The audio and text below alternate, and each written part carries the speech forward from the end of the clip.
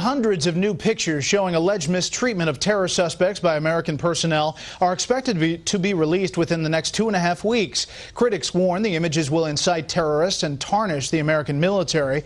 White House Press Secretary Robert Gibbs seemed to suggest today that the decision to release is not a done deal.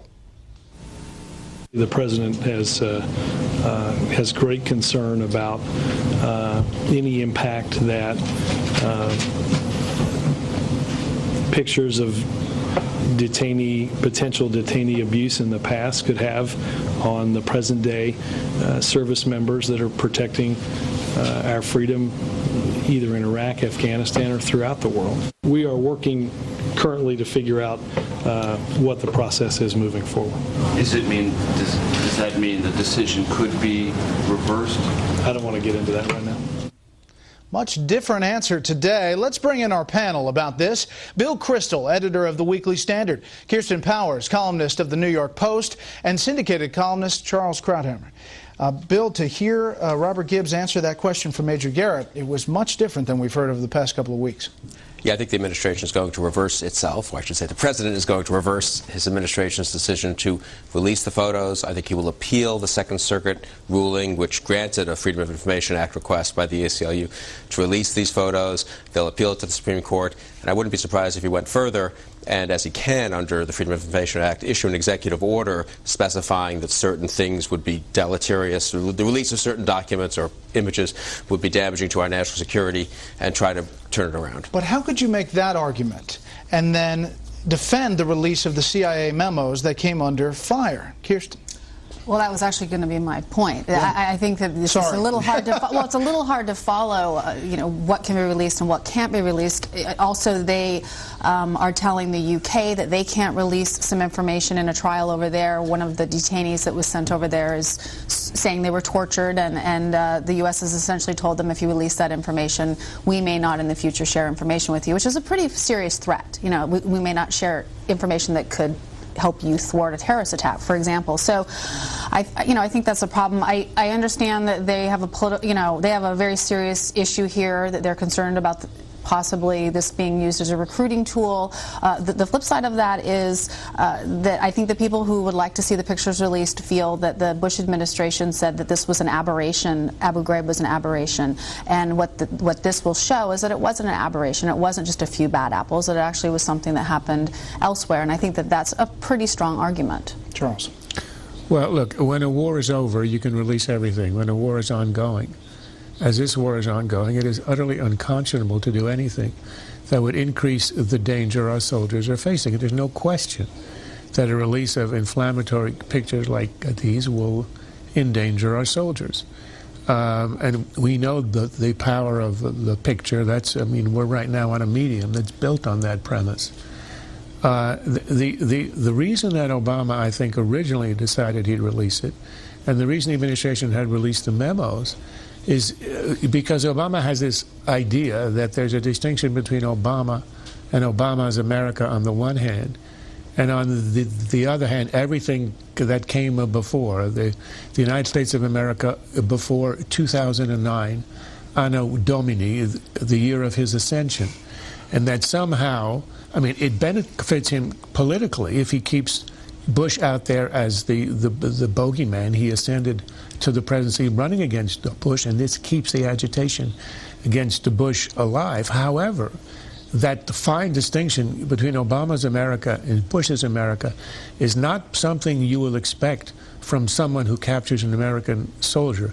And that's why I think it's finally dawning on the Obama administration that this would be an awfully dangerous and irresponsible act, and they are going to walk it back. Vice President Cheney, talking to Neil Cavuto today, said that the administration appears committed to putting out information that favors their points of view, posing enhanced interrogation techniques, but so far they've not put out the memos that he wants released, which he says tell what the CIA was able to do and get out of that information.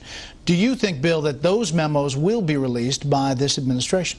I think they'll have to at least release the two memos that Vice President Cheney remembers having had in his office and reading. They've released the memos that they wanted to release from the Justice Department. How can they not release these evaluations? Obviously, they'll have to take out a few things, perhaps, about sources and methods. But I do think I'm against the release of any of this, or certainly of the original memos. But having said that, the photos are more indefensible to release. Releasing legal memos is one thing. If you think the previous administration had legal arguments that need to be reversed, Obama has repudiated them after all. He said we're not going to act according to this understanding of what we can do.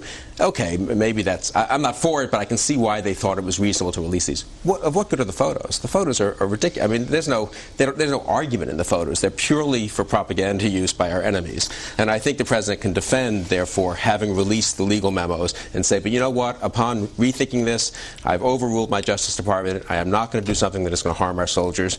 And people like us will cheer him. And I'm sure he'll be happy to have that happen tomorrow or whenever he doesn't release the photos. I want to turn the corner about something else that the former vice president said. He was asked about Israel and possible action against Iran. I think the Israelis look at developments in Iran, and they have stated publicly that they believe a nuclear-armed Iran is something that fundamentally threatens their existence. So I would expect them to try to do something about it. Soon? I can't predict that. I obviously don't know, and can't predict what they'll do or when they'll do it. Kirsten, surprised by that?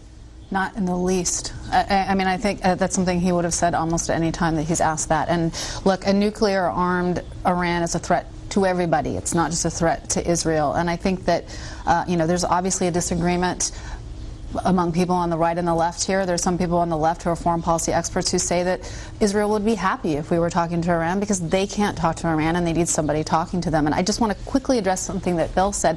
I think there is an argument, a defensible argument for releasing the pictures. You can disagree ultimately, but there is an argument, and it's the one that I made before, which is that which human rights groups make, that you don't want these types of things happening and you have to get this information out so everything is aired, and in the future people aren't going to feel that they're going to be able to do this stuff behind closed doors.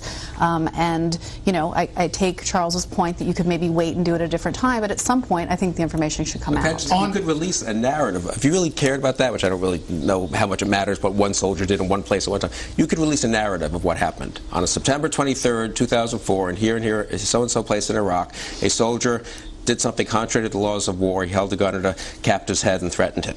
And this is what we then punished the soldiers. You could release all the information without releasing the inflammatory photos. And that's what I think is what sticks in people's craw, and it's why I think Obama's going to reverse himself. On Israel, quickly, this is ahead of the Prime Minister Benjamin Netanyahu arriving next week. There's a concern about Iran. I think everybody understands that any Israeli government, even the previous, the more dovish, if you like, Ehud Olmert government in Israel, would have attacked if nothing is done by the end of this year. It's not about the new prime minister, it's about Israel itself. No government will tolerate a nuke in the hands of Iran. The only question is, does Israel have the capacity to actually destroy this nuclear capacity on the part of Iran enough to set it back about half a decade? If it doesn't, then it would be a futile and dangerous act.